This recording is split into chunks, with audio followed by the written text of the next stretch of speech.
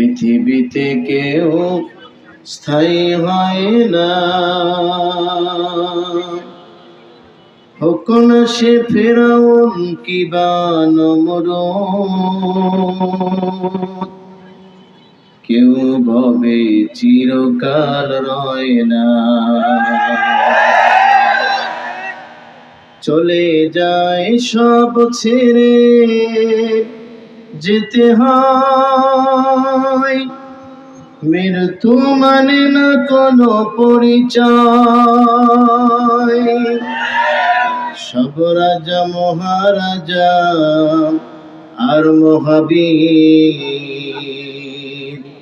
কাউকে সে অবকাশ দেয় না। পৃথিবীতে কেউ স্থায়ী হয় না, হোক না সে ফেরাউন কিবা নমরুদ, কেউ ভবে চিরকাল রয় না। শহীদ কাফেলা বাংলাদেশ জামাত ইসলামী কোনাবাড়ি থানা শাখার উদ্যোগে আয়োজিত আজকের এই সিরাতুন নবী সাল্লাল্লাহু আলাইহি ওয়াসাল্লাম অনুষ্ঠানের মোহতারাম সভাপতি, বাংলাদেশ জামাত ইসলামী কোনাবাড়ি শাখার সম্মানিত আমির ডক্টর মোহাম্মদ কবির হুসাইন, উপস্থিত থাকবেন আজকের এই মাহফিলের সম্মানিত প্রধান অতিথি, বাংলাদেশ জামাত ইসলামীর কেন্দ্রীয় মজলিস শুরার সদস্য, বাংলাদেশ জামাত ইসলামী গাজীপুর মহানগর শাখার সংগ্রামী আমির অধ্যাপক মোহাম্মদ জামাল উদ্দিন সাহেব। আরও উপস্থিত আছেন অন্যান্য নেতৃবৃন্দ। বিশেষ অতিথি হিসেবে আপনাদের মাঝে ইতিপূর্বেই কথা বলেছেন।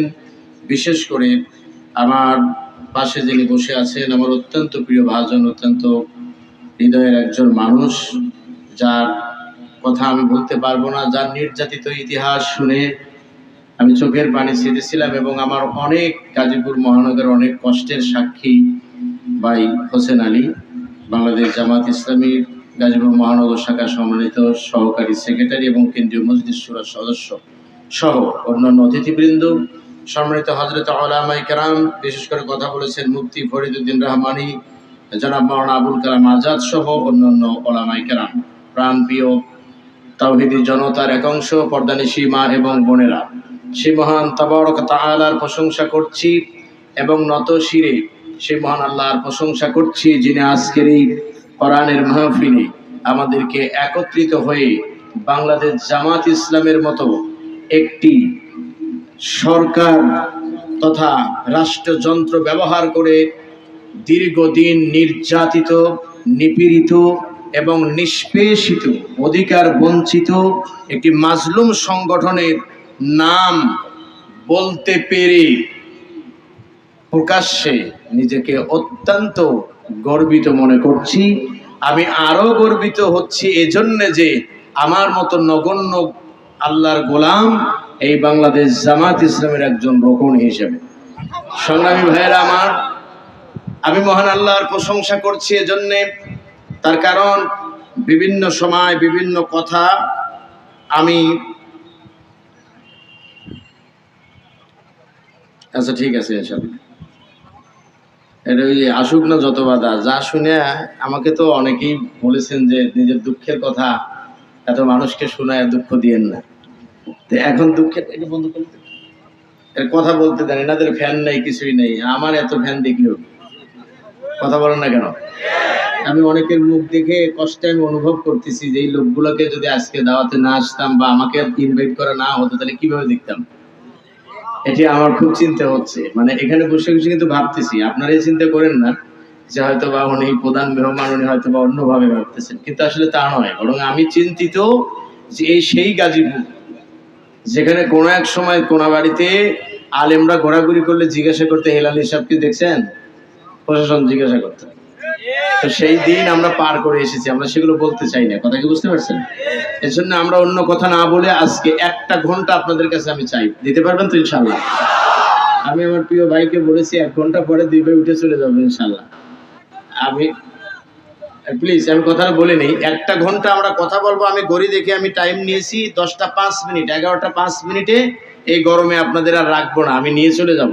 তবে আমাকে যে সাবজেক্ট দেওয়া হয়েছে এই সাবজেক্টটা দীর্ঘ সময় কথা বলারই সাবজেক্ট, তবে আমি কেটেছি এটা 10-12টা পয়েন্ট করেছি, যে পয়েন্টগুলো আপনাদেরকে কাজে লাগবে। অনেকে এমনও হবে যে কোনোদিন শোনেন নাই, আলহামদুলিল্লাহ কোন প্রিয় ভাই সব, এই যে সুযোগটা আল্লাহ করে দিলেন তার প্রশংসা দরকার আছে না নাই? আমরা প্রশংসা করে পড়ছি আলহামদুলিল্লাহ। পড়ুন সবাই, রব্বানা লাকাল হামদ হামদান কাসীরান তাইয়্যিবান মুবারাকান ফীহি। লক্ষ কোটি দরুদ এবং সালাম বর্ষিত হোক আমাদের একান্ত প্রিয় নবী, প্রাণ প্রিয় রাসূল, সাইয়্যিদুল মুরসালিন, রাহমাতাল লিল আলামিন, খাতামান নাবিয়্যিন, বিশ্ব নেতার প্রতি আমাদের গভীর শ্রদ্ধা এবং ভালোবাসা। আমরা প্রাণ খুলে পড়ছি সাল্লাল্লাহু আলাইহি ওয়াসাল্লাম। বাংলাদেশ জামাত ইসলামী এবং ইসলামী ছাত্র শিবিরের অগণিত নেতা কর্মীকে জালেম স্বৈরাচারীর হাতে নির্যাতন এবং নিপীড়িত হতে হয়েছে। এমনকি বাংলাদেশ জামাত ইসলামের কেন্দ্রীয় আমির, ওই সময়ের সম্মানিত কেন্দ্রীয় আমির, বিশ্ব ইসলামী আন্দোলনের অন্যতম ব্যক্তিত্ব মাওলানা শহীদ মতিউর রহমান নিজামী রহমাতুল্লাহ আলাইহি, আপনারা হয়তো তাকে দেখেননি অনেকেই, কিন্তু আমার সৌভাগ্য হয়েছিল, আমি তখন স্টুডেন্ট, তখন তিনি দুটি মন্ত্রণালয়কে দায়িত্ব পালন করেছিলেন। একটি হলো শিল্প মন্ত্রণালয়, একটি কৃষি মন্ত্রণালয়। সেই সময় আমাদেরকে ওনাকে রিসিভ করার জন্য একটি বাগান পরিদর্শনের জন্য উনি কৃষি মন্ত্রণালয়ে থাকতে এসেছিলেন। সৌভাগ্য হয়েছিল আমার মতো গুণাগার তার পাশে থেকে তার হাতটা ধরতে। আর সবচেয়ে মজার ব্যাপার হলো তার গ্রামের বাড়ি মনমতপুর সাথিয়াতে। সেই মনমতপুরের যুব সমাজের 3 বছর আমি একটানা কোরআনের তাফসির করেছি প্রধান মেহমান হিসেবে। আমি সেখানে শোক বইতে স্বাক্ষরের সময় এলাকার মানুষ, আওয়ামী লীগের নেতারা আমাকে বলেছিলেন, হুজুর যতক্ষণ পর্যন্ত সাথিয়া থেকে এসে প্রশাসন আপনার গলা টিপে না ধরবে, এতক্ষণ পর্যন্ত হৃদয় ভরে প্রাণ ভরে আমাদের প্রিয় নেতার জন্য আল্লাহর কাছে দোয়া করেন। এত ভালো মানুষ আমাদের চোখে কোনোদিন আমরা দেখিনি। প্রিয় ভাই সব, আবেগ আপনাদের আছে, আমারও আছে। আমি সে আবেগকে কন্ট্রোল করে কথা বলতে চাই, আল্লাহ যেন সুযোগ দেন, বলেন আমিন। কিন্তু আজকে সেই শহীদি কাফেলার এক শ্রেণীর অমাবস্যার কালো রাত আমরা দেখতে পাচ্ছি। সেই কালো রাতটাকে আপনারা জানেন, আপনারা এতটা বুঝতে পারবেন না। যারা বাংলাদেশ জামাত ইসলামের বিগত 15 বছরে, যারা নাম তো দূরের কথা, যারা ষড়যন্ত্র করে কেউ নাম নিতে না পারে, এই ষড়যন্ত্রে যারা লিড দিয়েছে, এরাই আজকে জামাতের আগের ভূমিকায় তারা থাকতে চায়। এটা এখন আপনারা বুঝে উঠতে পারেন নাই। আমার এই পর্যায়ে গেলে আপনি বুঝতে পারতেন। আমি আল্লাহর কাছে শুধু দোয়া করি যে আল্লাহ মুনাফিকের হাত থেকে আমার প্রিয় কাফেলাকে রক্ষা করো, বলেন আমিন। আরো চিল্লায় বলেন আমিন। আমরা মুনাফিক দেখে বেশি ভয় পাই, কাফের দেখে আমরা এত ভয় পাই না যত ভয় পাই মুনাফিক দেখে। তার কারণ আমার কাছে সালাম দিবে, অন্যের কাছে গিয়ে আবার আমার বিরুদ্ধেই বলবে। এটা কাফেরের পক্ষে সম্ভব নয়, যা সম্ভব মুনাফিকের পক্ষে। প্রিয় ভাই সব, আমি আপনাদের অনুরোধ করে বলছি, সেই প্রিয় কাফেলার শহীদ ভাইয়েরা যারা শহীদ হয়েছেন, আল্লাহ পাক যেন তাদেরকে শহীদের সুযোগ্য মর্যাদা দান করেন, বলেন আমিন। যারা নিপীড়ন এবং নির্যাতনের শিকার হয়েছিলেন, ডক্টর শফিকুল ইসলাম মাসুদ ভাই সহ, আমাদের সময় তিনি শিবিরের কেন্দ্রীয় সভাপতি, শফিকুল ইসলাম মাসুদ ভাই সহ অন্যান্য নেতৃবৃন্দ, আমাদের রবিউল ইসলাম খান ভাইকে, যাদেরকে ডান্ডা বেরি পড়িয়ে দিনের পর দিন প্রায় 50 দিন সময় পর্যন্ত রিমান্ডে রেখে তাদেরকে নির্যাতন করা হয়েছে। এমনও শিবিরের ছেলেদেরকে গোপন অঙ্গে কারেন্ট দিয়ে শক দেওয়া হয়েছে, যাতে এদের ঔরস থেকে কোনো সন্তান জন্ম নিতে না পারে। এত নির্যাতন নিপীড়ন যারা সহ্য করলো, মহান আল্লাহ কি তাদেরকে বিজয়ের মালা দিবেন না? নিঃসন্দেহে দিবেন। আল্লাহ রব্বুল আলামিন যেন সেই বিজয়ের মালার বরকত হিসেবে যারা শহীদ হয়েছেন, মহান আল্লাহ পাক যেন তাদেরকে তার সান্নিধ্যে জায়গা দেন, বলুন আমিন। আমরা যারা এখনো আছি, আমাদের কথাগুলো একটাই কথা, জমিন যার আইন চলবে তার, বাস্তবায়িত না হওয়া পর্যন্ত আমাদের মিশন বন্ধ হবে না। আমরা চাই আল্লাহর আইন দিয়ে দেশ এবং সমাজ চলুক। এতে নাস্তিক মোরতাদদের কলিজে আগুন লাগলে আমাদের কিছুই আসে যায় না। একদম সাফ কথা, ইনশাআল্লাহ। প্রিয় ভাই সব, আমি আপনাদেরকে নিয়ে 1 ঘন্টা আমি আপনাদের কাছে ব্যয় করতে চেয়েছি। সেই অংশ হিসেবে আমরা কথা বলতে যাব, খুব সংক্ষেপে কিন্তু কথা হবে। কথাগুলো আপনারা মেহেরবানি করে খেয়াল করবেন। কোরআনের বরকত হিসেবে একটি আয়াত, অনেক বক্তার বক্তব্য আমি শুনেছি বসে থেকে, আমরা একটা আয়াত একটু অংশটা আমরা পড়ে নেই। মহান রব্বুল আলামিনের কোরআনুল কারীম থেকে আউযু বিল্লাহি মিনাশ শাইতানির রাজীম বিসমিল্লাহির রহমানির নাসরুম মিনাল্লাহি ওয়া ফাতহুন করিব ওয়াবাশশিরিল মুমিনিন। সাদাক্তা ইয়া রাব্বানা। আমরা পড়ছি আল্লাহুম্মা আমিন। হে ভাই সব, এই কোরআনের মাহফিল দেখে হৃদয়ের মণিকোঠায় যার কথা বলতে পারলাম না, আমি কি নামটা বলবো? গত 2 দিন আগে বাংলাদেশ মাজলিসুল মুফাসসিরিনের সিরাজগঞ্জ জেলা শাখার উদ্যোগে প্রায় 2.5 শতাধিক ওলামায়ে কেরামকে নিয়ে আমরা শিক্ষা সফরে গিয়েছিলাম। আমি কেন্দ্রীয় মেহমান হিসেবে আমাকেও দাওয়াত করা হয়েছিল।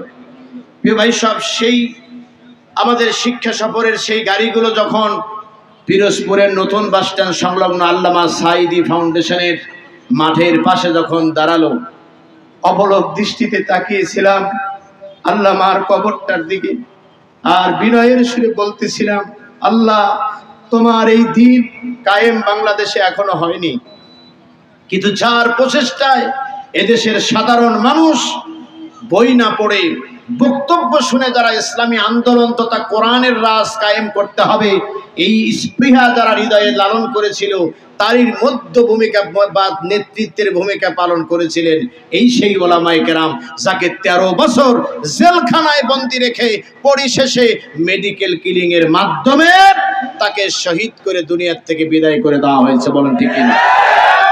পৃথিবীর মানুষ যাকে হৃদয় দিয়ে ভালোবাসে, এই পৃথিবীর মানুষ, ওদের যেদিন পতন হয়ে গেল, ছাত্রলীগের এক উচ্চ পর্যায়ের নেতা আমাকে ফোন করে বলল, ভাই, আল্লামা সাঈদী সাহেবের তো সব কথাই মিল পড়ে গেল।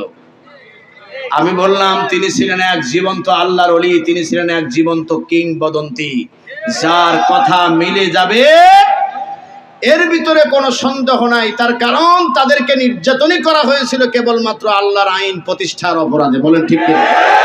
অন্য কোনো অপরাধে নয়। তার কারণ তারা মানুষের কোনো ক্ষতি করতে জানে না। আল্লাহ পাক যেন এই জাতিকে শুভ বুদ্ধি উদয় হওয়ার তৌফিক দেন। বলেন আমিন।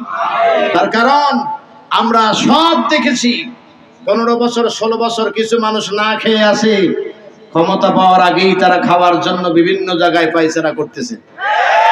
আমরা এগুলো ভালো করে জানি। সুতরাং বাংলাদেশের মানুষ আর ভুল হয়তো করবে না ইনশাআল্লাহ। যতদিন দেরি হবে তত শান্তি প্রতিষ্ঠা হতেও দেরি হবে।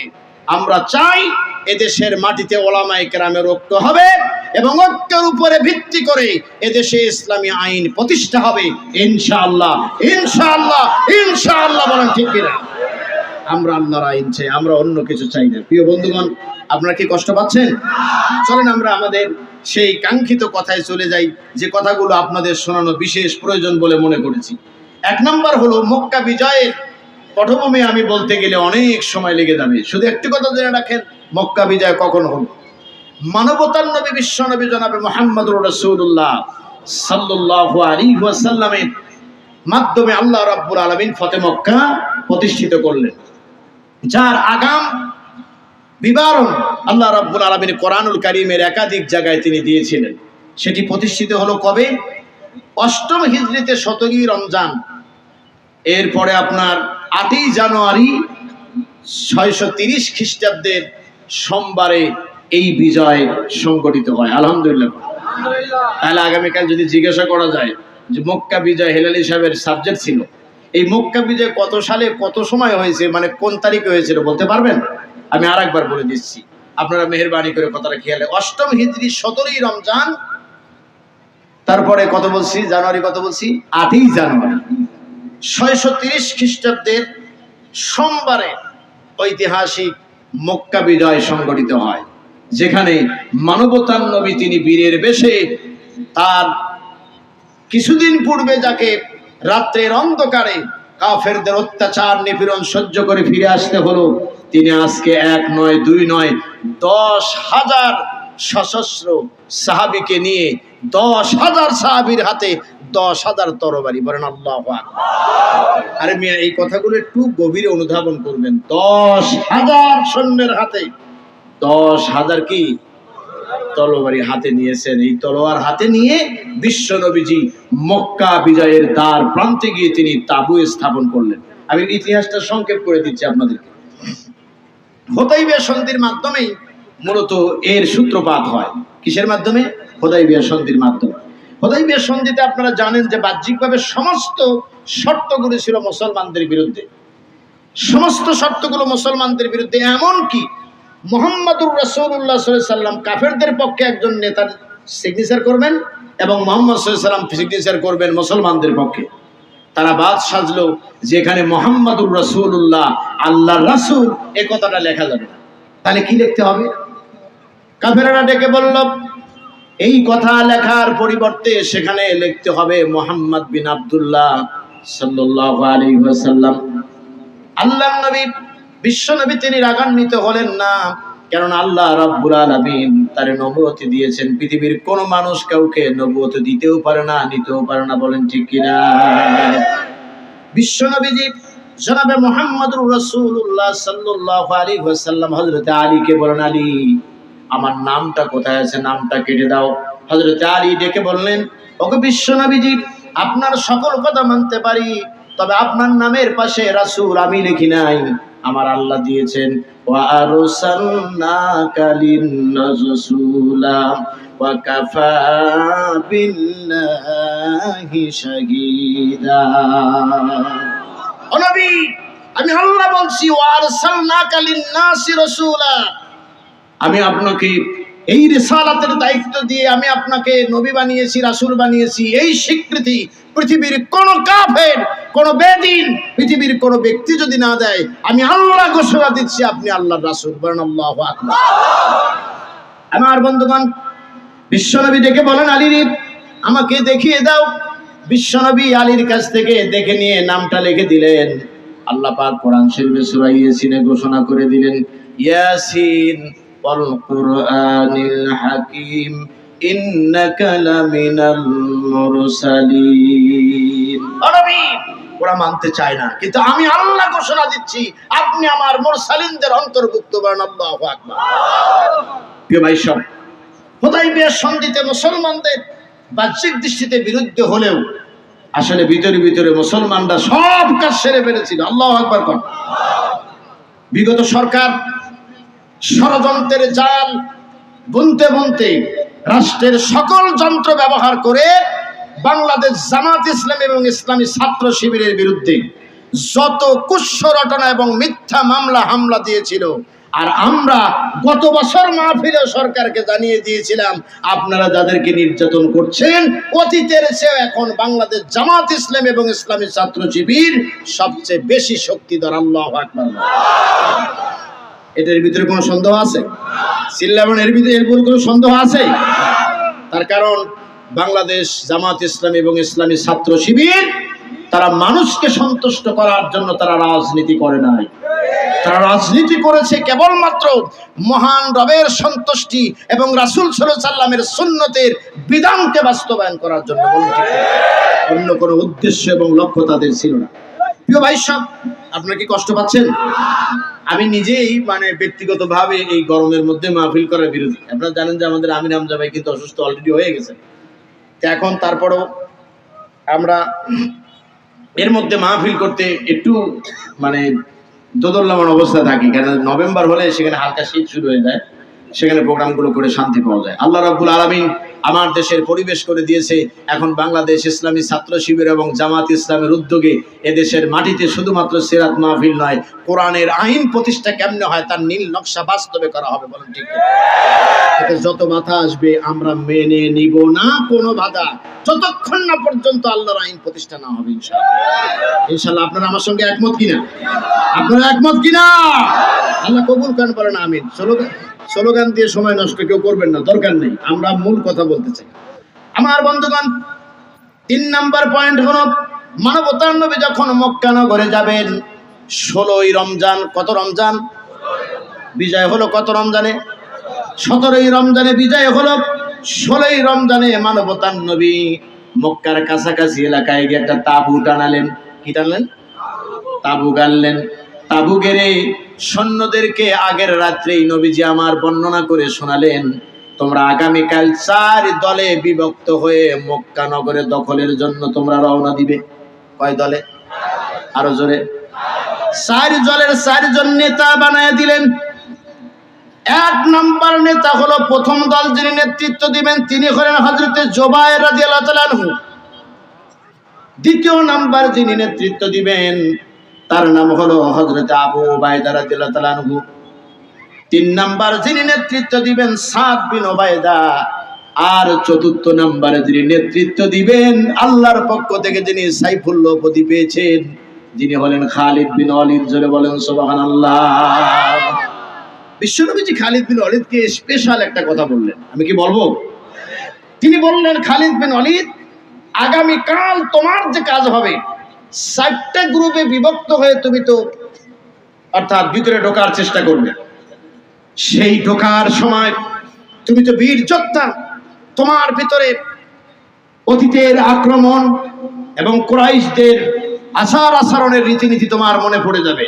হৃদয় স্পটে মহানবী সাল্লাল্লাহু আলাইহি সাল্লামকে এদেশ থেকে বিতাড়িত করার ষড়যন্ত্রের নীল নকশাকেরা কিভাবে করেছিল তোমার চোখের সামনে ভেসে উঠবে। কিন্তু তোমার প্রতি স্পেশাল আমার নির্দেশ হলো, তুমি পিছন সাইড থেকে, মক্কার পিছন সাইড থেকে তুমি আক্রমণ করবে। সুবহানাল্লাহ করো। তবে যাই কিছু করো কাউকে মারিও না। সুবহানাল্লাহ করো। যাই কিছু করো কি করো না, মার দিও না। মার দিলে কিন্তু কি ঝামেলা আছে। কুরাইশরা বুঝে না উঠেই খালিদ বিন ওয়ালিদ যেখান দিয়ে সৈন্যবাহিনী নিয়ে আসতেছিল, তারা উল্টা আক্রমণ করেছে। আক্রমণে মুসলমানদের পক্ষে 3 জন শাহাদাত বরণ করলেন। খালিদ বিন ওয়ালিদের নেতৃত্বে উল্টা পাল্টা যখন আক্রমণ করেছে, এই পাল্টা আক্রমণে মুসলমানদের আক্রমণে কুরাইশদের তথা বিপক্ষ গ্রুপের 13 জন দুনিয়ার থেকে বিদায় নিল। আমার বন্ধুগণ, মানবতার নবী তিনি পতাকা হাতে নিলেন। একটা পতাকা ছিল সাদা আর একটা ছিল কালা। সুবহানাল্লাহ। কয়টা পতাকা? কয় দিক থেকে আক্রমণ হবে? 4 দিক থেকে আক্রমণ হবে। কথাগুলো ভালো করে খেয়াল করবেন। 4 দিক থেকে আক্রমণে একেবারেই মক্কায় ঢোকার প্রথম যে পথটি, বিশ্বনবীজি 2টা পতাকা হাতে নিয়েছেন, সামনের দিকে যাচ্ছেন। আর ওই 4 দিকের সাথীরা চতুর্দিক থেকে মক্কায় 4 দিক থেকে ধীরে ধীরে ঢুকতে লাগলেন। সুবহানাল্লাহ। 4 দিক থেকে ঢুকতে ঢুকতে এমন পর্যায়ে এসে গিয়েছে, কোনো বাধা ছাড়াই মানবতার নবী মক্কা নগরে প্রবেশ করে এবং কাবা শরীফের দ্বার প্রান্তে চলে গেলেন। জোরে বলেন সুবহানাল্লাহ। পতাকা উড্ডীন করে দিলেন তিনি। কালেমার পতাকা উঠতে লাগলো। সাদা পতাকা উঠছে, কালো পতাকা নবীজির হাতে। বিশ্বনবী জনাবে মুহাম্মদুর রাসূলুল্লাহ সাল্লাল্লাহু আলাইহি ওয়াসাল্লামের সামনে আজ আর কেউ নাই। কেউ এসে সামনে দাঁড়ায় নাই। আমাদের কথা আমরা বলতে আপনাদের কাছে ওইভাবে আসি নাই, তবে আমাদের হৃদয়ে স্পর্শ করে কথাগুলি। বাংলাদেশ জামাত ইসলামীর সিলেবাসে সূরা আস-সাফ নামে একটা সূরা আছে, যে সূরার তেলাওয়াত করলে কিছু মুসলমান নামরূপী এবং আলেম ওলামার নামরূপী কিছু মুনাফিক তারা মানুষকে বলে দিত এ বক্তা জামাতের বক্তা। কথা কোন লাগে? আর চিল্লায় বলেন ঠিক কিনা? আমি তো বলেছি যে সরকারের বিগত 15 বছর এবং 16 বছরের কুকীর্তি, আমার ইতিহাস যদি আপনাকে বলি আপনি বলবেন সারা রাত বলেন শুনে দেয়, এত জীবনে জানতাম না। কথা কি বুঝতে পারছেন? যাদের চরিত্র দেখলে শিয়ার কুকুর পর্যন্ত লজ্জায় ভাগ দিয়ে যেত, তাদেরকে মঞ্চের বড় চেয়ার না দিলে তাফসীর মাহফিলের অনুমোদন হতো না। এর চেয়ে বড় লজ্জা, এর চেয়ে বড় জাতির জন্য কলঙ্ক আর কি হতে পারে? যারা কোরআনের কোনো অক্ষর জ্ঞান রাখে নাই, তাদের অনুমতি ছাড়া কোনোদিন কোরআনের তাফসীর মাহফিল অনুষ্ঠিত হয় নাই। একটু আগে যখন এই টোকেন দিচ্ছিলেন আমাকে, আপনাদের তখনই বলতে চাইলাম, টোকেনের কথা আমার মনে পড়ে গেল। সর্বনাশ, নাহমাদুহু বলতে পারি না। এই কত মাহফিলে যে টোকেন দিয়ে বলছে হুজুর, পুলিশের গাড়ি এসে দাঁড়াইছে, একটু কথাটা দেখে শুনে বলেন। কথা কোন না কেন? এই মিথ্যা কথা বলছি মিয়া? আমরা জীবনে কাউকে কোনোদিন তাওয়াক্কুল করে কোনো কথা বলি নাই। তার কারণ আমি বলছি পুলিশ আসছে, তাহলে ওনাকে ওয়াজ করতে বলেন।